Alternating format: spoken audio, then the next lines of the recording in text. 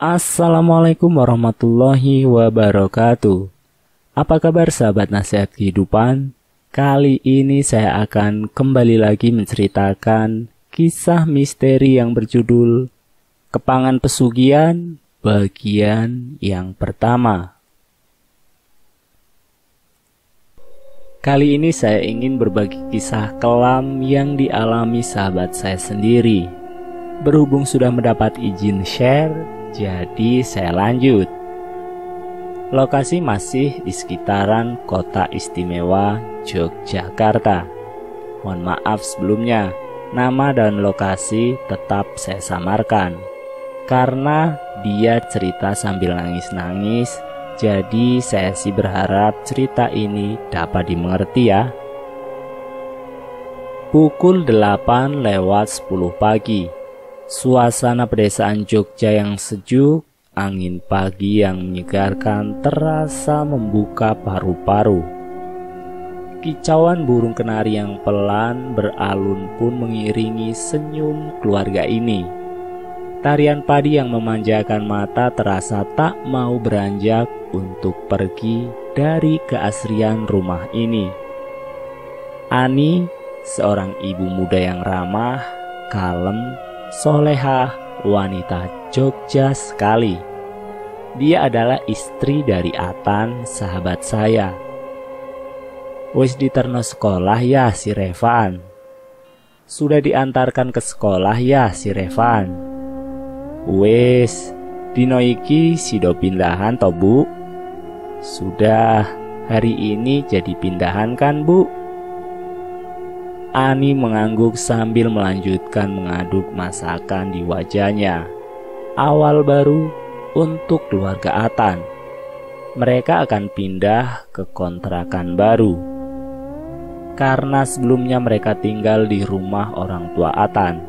Mungkin karena sungkan dengan orang tua, mereka memutuskan untuk mencari kontrakan. Sarapan osek ya. Sarapan dulu ya. Yo, iki tanggung, tak naleni sisan benko kari mangkat. Iya, sebentar sekalian ini nanggung. Saya iket dulu biar nanti tinggal berangkat. Usai sarapan, Atan dan istri langsung membawa perabotannya ke rumah kontrakan baru. Di dusun ini, rumah sederhana yang lumayan untuk ditinggali karena padat penduduk. Dan tetap di suasana desa sama seperti rumah orang tuanya. Terlihat damai namun penuh kejanggalan. Kawasan ini termasuk kawasan padat. Hampir semua rumah terisi keluarga. Banyak rumah gedung besar, megah namun terlihat kosong. Sesekali terlihat seorang yang menyapu halaman rumah gedung itu, tapi bisa dikatakan jarang. Meskipun padat penduduk, tak terlihat saling rukun karena mereka tak saling tegur sapa ketika berpapasan. Mungkin karena mereka orang kaya, batin Atan dan Ani. Singkat cerita, Atan dan keluarga sudah menempati kontrakan barunya. Seminggu pertama mereka habiskan untuk bertamu ke rumah tetangga. Serawung, istilah Jawa yang berarti silaturahmi. Etika menjadi warga baru di desa harus memperkenalkan diri, meskipun harus dari rumah ke rumah satu persatu. Tak terasa sebulan mereka lalui. Beberapa kejanggalan mulai mereka pertanyakan ke diri sendiri.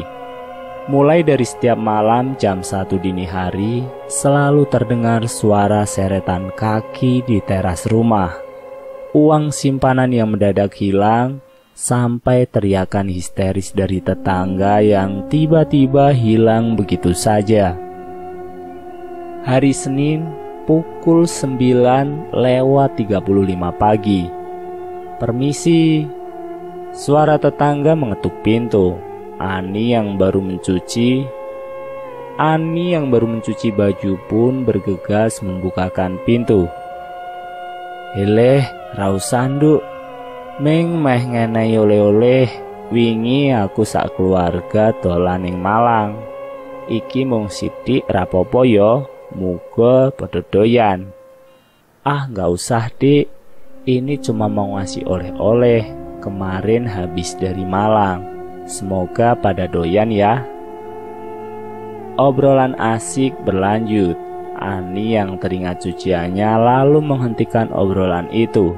Dan Bu Asih pun pulang. Semua terlihat wajar, tak ada keraguan sedikit pun. Ani tak tahu bahwa oleh-oleh itu adalah modus jebakan yang membawa malapetaka untuknya. Selesai mencuci, tanpa ragu Ani pun memakan oleh-oleh itu. Kebetulan apel pemberian Bu Asih itu terlihat menyegarkan bagi Ani. Pukul 4 sore, Atan yang sedari pagi merasa kurang enak hati terburu-buru pulang kerja, seolah ada hal yang menunggunya di rumah. Dan benar saja, ketika Atan membuka pintu, terlihat Ani kejang di lantai dan matanya melotot seperti mau lepas. Sontak Atan pun berteriak meminta tolong, dan warga yang mendengar pun berdatangan. Anehnya mereka cuma melihat, bukan menolong. Atan yang geram pun menunjuk salah satu warga untuk menelpon rumah sakit. "Hei Pak, telepono rumah sakit, ora kur pentelang-pentelang wae."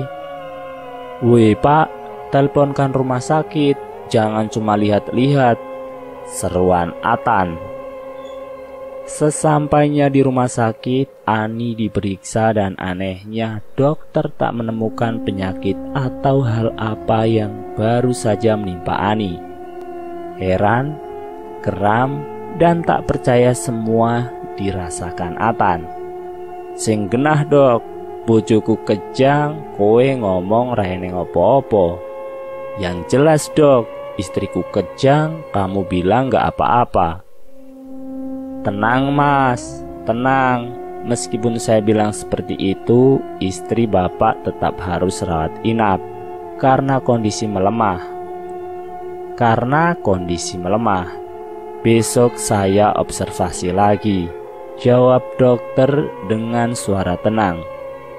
Bingung, emosi, lelah dirasakan Atan. Berbagai spekulasi bermunculan di kepalanya. Guna-gunakah, santetkah, atau hanya sekedar salah makan? Orang tua Ani pun ikut menemani di rumah sakit. Pertanyaan seperti apa, kenapa, bagaimanapun muncul. Atan yang masih bingung pun hanya diam dan menitipkan Revan anaknya kepada neneknya, kemudian berjalan keluar. Hanya rokok sebagai teman di malam itu, menemani sepanjang malam dengan penuh kesedihan. Istri yang selalu tersenyum ramah ketika Atan berangkat dan pulang kerja, sekarang terbujur lemah di dalam ruangan rumah sakit. Seminggu berlalu, kesehatan Ani mulai membaik. Atan pun bergegas menyelesaikan administrasi rumah sakit dan membawa Ani pulang. Ada yang aneh ketika hendak masuk ke dalam rumah. Ani tanpa ketakutan tak mau masuk ke dalam rumah. "Ngopo ibu?" "Kenapa mah?" "Wedi ya, nek ning gene ibu sik ngono piye toh?" "Takut ya, kalau ke tempat ibu dulu gitu gimana?" Seketika itu Atan paham bahwa kemarin ada yang mengerjai istrinya. Karena dalam seminggu memang Ani bungkam soal apa yang menimpanya. Atan pun menyimpan tanya dan hanya harapan semoga semuanya baik-baik saja. Atan pun bergegas membawa keluarganya kembali ke rumah ibu, orang tua Ani. "Kowe durung ngomong lho bu, janjane ono apa? Aku khawatir pikiranku wis sing ora-ora." "Kamu belum bilang loh mah, sebenarnya ada apa? Aku khawatir di pikiranku sudah yang aneh-aneh," tanya Atan dengan lirih. "Engko nek tekan omah tak omong ya." Saiki selak ditekanke, selak pegel. Nanti aku cerita ya, sekarang cepetan sampai rumah dulu, keburu capek. Jawab Ani tersengal-sengal, karena memang wajah Ani masih pucat kala itu dan masih lemas. Sesampai di rumah ibu, semua Ani ceritakan tentang siapa dan apa semua ini.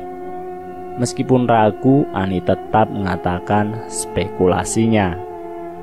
Bu Asih, loh, kui kan omahe let Gang Pindho konggone dhewe lho Bu. Kok aneh ngono ya? Iki ra beres Bu. Bu Asih, rumahnya kan berjarak 2 gang dari tempat kita. Kok aneh gitu ya? Ini ada yang gak beres. Dengan muka heran, alis yang menyatu, bak emosi yang meyakinkan bahwa ini benar-benar kejahilan gaib. Saya akhiri kisah ini sampai di sini dulu ya. Nanti saya akan lanjutkan pada bagian yang kedua. Terima kasih sudah menonton video nasihat kehidupan. Jangan lupa tekan tombol like, share, dan komen. Tekan subscribe untuk mengikuti video kami selanjutnya. Wassalamualaikum warahmatullahi wabarakatuh.